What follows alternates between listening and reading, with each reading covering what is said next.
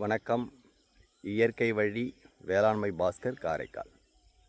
இன்று நம்ம ஒரு காலை பொழுதுலேயே வயலுக்கு வந்திருக்கோம்.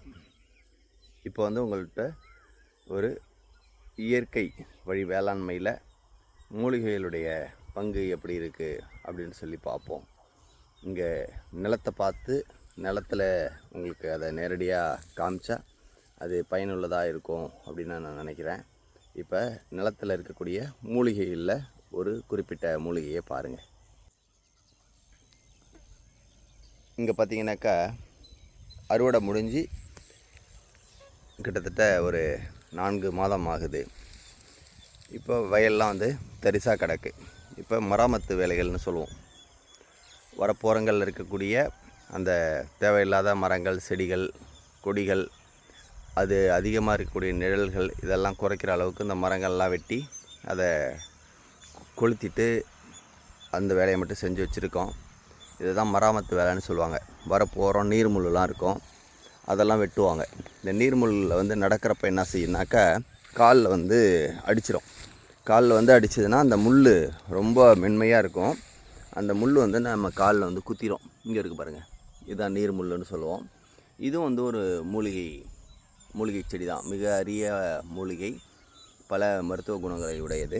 அதுபோல் அங்கங்கே அந்த நீர்முள் செடிகளும் வரப்போகிறத்தில் இருக்கும். இதை கோடை நாளில் இந்த காய்ந்த செடிகளை வெட்டிடும். இதை வெட்டினாலும் திருப்பியும் அதோட விதைகள் கிடக்கும், அது திருப்பியும் முளைச்சிக்கும். ஆனால் இந்த முள் நம்ம காலில் குத்திருங்கிறதுக்காக நாங்கள் வெட்டி அதெல்லாம் கொளுத்திடுவோம். அதுதான் மராமத்து வேலைங்கிறதுல முக்கியமான நிலம் சார்ந்த மராமத்து வேலைகள். அதோடு இல்லாமல் நம்ம ஏற்கனவே சொன்னது போல் இங்கே அறுவடை பண்ணியிருக்கோம் இல்லையா. இந்த அறுவடை பண்ணியிருக்கிற வயலில் பார்த்திங்கனாக்கா நிலம் தரிசாக கிடக்கு இல்லையா. இந்த நிலத்தில் பார்த்திங்கனாக்கா இது பாருங்கள், இதை வெள்ளை அருகு அப்படின்னு சொல்லுவோம். இந்த வெள்ளை அருகு பார்த்திங்கன்னா எவ்வளோ முளைச்சிருக்கு பாருங்கள். எங்கே பார்த்தாலுமே இந்த வெள்ளை அருகு முளைச்சிருக்கும். இந்த நிலம் முழுக்க இருக்குது. அதாவது நீக்கமர நிறைந்திருக்குன்னு சொல்லுவாங்க இல்லையா. அதுபோல் இது ஒரு அற்புதமான மூலிகை. எனக்கு மூலிகை பற்றிய மருத்துவ குணங்கள் பற்றிலாம் அதிகமாக எனக்கு தெரியாது.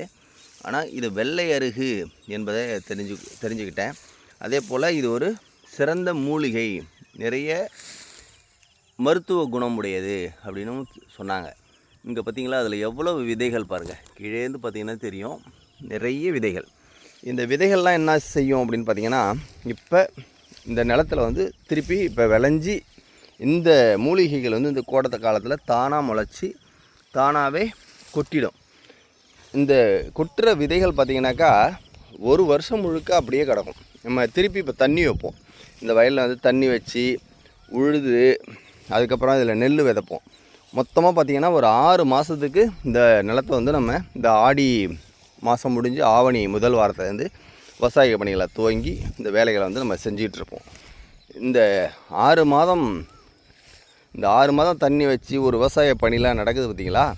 அப்போ இந்த வெள்ளை அருகினுடைய விதை இந்த நிலத்துக்குள்ளேயே இந்த தண்ணிக்குள்ளேயே கிடக்கும். அதுக்கப்புறம் நாங்கள் மீண்டும் அறுவடை செஞ்ச பிறகு மீண்டும் முளைக்கும். அடுத்த தை மாசியில் நாங்கள் அறுவடை முடித்த பிறகு முளைக்கும். இந்த நிலம் முழுக்க இருக்குது. இப்போ இந்த செடியை நம்ம இப்போ உழுதுருவோம். இன்னும் ஒரு 10-15 நாளில் இந்த ஆடி மாதம் பிறந்துருச்சு. ஆடி முடிஞ்சு ஆவணி மாதம் நம்ம இப்போவே தண்ணி வச்சு இந்த பசுந்தாள் உரம் தெளிக்கலான் இருக்கோம். அதை தெளித்து அதுக்கப்புறம் அதை மடக்கி உழுது அதுக்கப்புறம் பார்த்திங்கனாக்கா மீண்டும் நம்ம என்ன பண்ணுவோம் அப்படின்னு பார்த்திங்கனாக்கா நெல்லை பயிரிடுவோம். நெல்லை பயிரிட்டு திருப்பி தை மாதம் இருப்போம். அது வரைக்குமே இந்த விதைகள் இந்த நிலத்தில் விழுந்து கிடக்கும். இங்கே பார்த்திங்கன்னா தெரியும், நிலம் முழுவதுமே இருக்குங்க.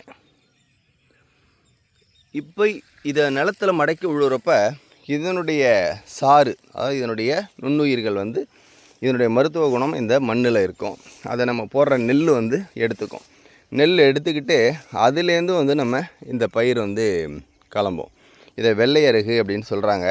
அருகும் இருக்குது பாருங்கள், வயலில் அருகும் நிறைய அருகும் முளைச்சிருக்கு பாருங்கள். வெள்ளை அருகும் இருக்குது, அருகும் இருக்குது, ரெண்டும். இது இல்லாமல் இன்னும் சில மூலிகை செடிகள்லாம் கண்ணுக்கு தெரியாத, பெயர் தெரியாத பல மூலிகை செடிகள் இங்கெல்லாம் முளைச்சிருக்கும் பாருங்கள். இது எல்லாத்தையும் நம்ம உழுது தான் இது மேலே நம்ம வந்து வேளாண்மை செய்கிறோம். அப்போ அதனுடைய மருத்துவ குணம் என்பது இங்கே அந்த நிலத்தில் இருக்கும்.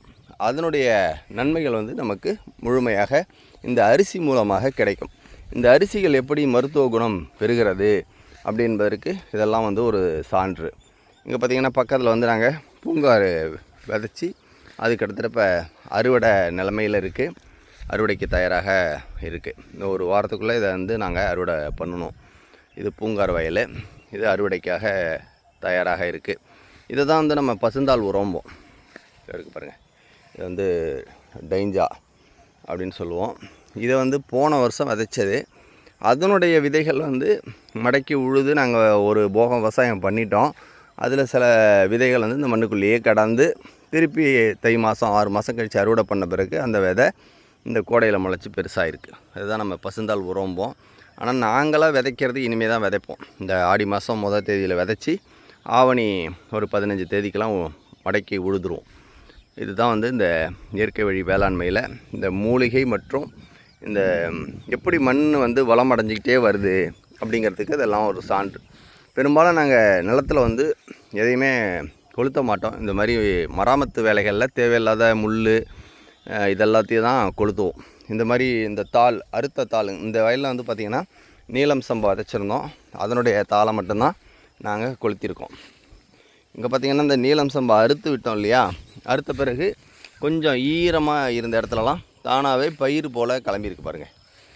ஆனால் இதுதான் வந்து நாங்கள் மருதாம்பு அப்படின்னு சொல்லுவோம். இந்த நெல் அதுவும் இந்த நீலம் சம்பா, நீண்ட நாட்களுடைய காட்டு யானம் நீலம் சம்பா, இதுக்கெல்லாம் வந்து நீங்கள் திருப்பி விதை தான் போடணுன்னு அவசியம் இல்லை. இங்கே பாருங்கள், விதை தான் போடணுன்னு அவசியம் இல்லை. வேர்லேருந்தே வந்திருக்கு பாருங்கள் புதுசாக. மருதாம்புங்கிறது வந்து இந்த தாள்லேருந்து வரும். இது இருக்கு இல்லையா, இந்த தாள்லேருந்து வந்து அது உடனே கதிர் வந்துடும். அதுதான் வந்து மருதாம்பும்போம். இது வந்துருக்கு பார்த்தீங்களா இப்போ கதிர், இதுதான் மருதாம்பும்போம். ஆனால் இதெல்லாம் மருத்தூராகவே வந்திருக்குது. இந்த மருத்தூருங்கிறது வேறுலேருந்தே வரும். இந்த மரபு நெல் ரகங்களுக்கு அது ஒரு சிறப்பு. நீங்கள் வந்து அறுத்துட்டு அந்த நிலத்தை ஓரளவுக்கு காய விடாமல் ஈரமாகவே வச்சுருந்தீங்கன்னா மீண்டும் இது போல் இப்போ இந்த இடத்த வந்து நம்ம எக்ஸ்பிரிமெண்ட் பண்ணலாம். வர்ற ஆண்டு வந்து இந்த இடத்த வந்து நம்ம இந்த நீலம் சம்பாவுடைய அந்த திருப்பி களைச்சி வேர்லேருந்து வந்திருக்கக்கூடிய இந்த நீங்கள் நட்டால் கூட சில இடத்துல இப்படி வராது. நட்டால் கூட இந்த அளவுக்கு, ஏன்னா ஈரப்பசை இங்கே இந்த பக்கத்தில் வச்சோம் இல்லையா தண்ணி, அந்த தண்ணியினுடைய ஈரப்பசை லேசாக இங்கே ஓதம் வந்ததும் அந்த ஓதத்துலேயே இது வந்து இந்த அளவுக்கு சிறப்பாக வந்திருக்கு. இதை மீண்டும் இப்போ தண்ணி வச்சு கலப்பினோம்னா அற்புதமாக திருப்பி பயிராகி திருப்பி நமக்கு விளைச்சலை கொடுத்துரும். அப்படி பால்குட வாழைங்கிற ரகம் வந்து அப்படிப்பட்ட ஒரு ரகம் தான். இது போல் பல சிறப்புகள் இந்த பாரம்பரிய நெல் ரகங்களுக்கு வந்து இருக்குது. நன்றிங்க, வணக்கம்.